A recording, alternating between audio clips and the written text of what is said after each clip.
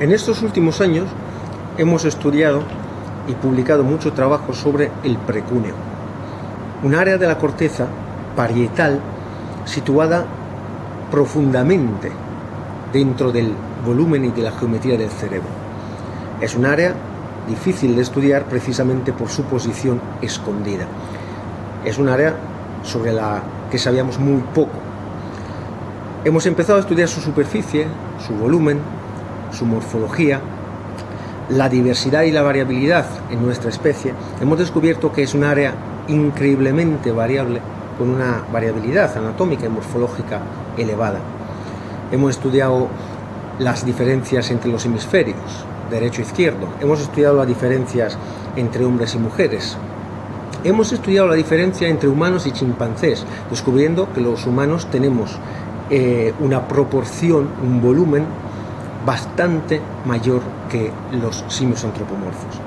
Esto es interesante porque es un área que ha sufrido cambios bastante evidentes a lo largo de la evolución humana. Esta vez, con Sofía Pereira Pedro, hemos estudiado su estructura interna a nivel de pliegues, de surcos y de grosor. Primero hemos hecho un estudio morfométrico general para conocer las medidas, las variaciones. Otra vez hemos evaluado las diferencias entre los hemisferios, entre hombres y mujeres, la influencia del tamaño general. Luego hemos hecho un estudio espacial de la estructura, de la conformación de sus pliegues y de sus surcos, para ver si hay diferencias entre las personas, qué tipo de diferencia. Esta es una información que puede, por ejemplo, ser útil a nivel de neurocirugía, para las personas que trabajan a nivel de neurocirugía en estas áreas. Finalmente hemos hecho un estudio de la relación entre la variación de estas áreas y las variaciones geométricas del cerebro a nivel de superficie externa.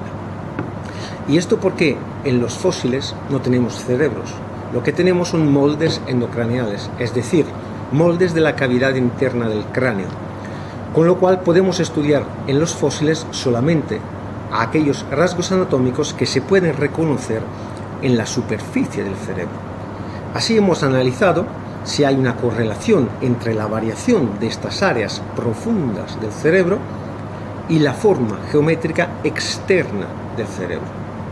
Y hemos descubierto que el tamaño del precúneo sí que afecta la forma externa de la superficie cerebral y por ende se puede evaluar indirectamente en las especies fósiles, pero en cambio su estructura interna, es decir, la forma de sus pliegues y de sus surcos, no afecta la geometría del cerebro. Y entonces no es posible estudiar este tipo de caracteres en especies extintas.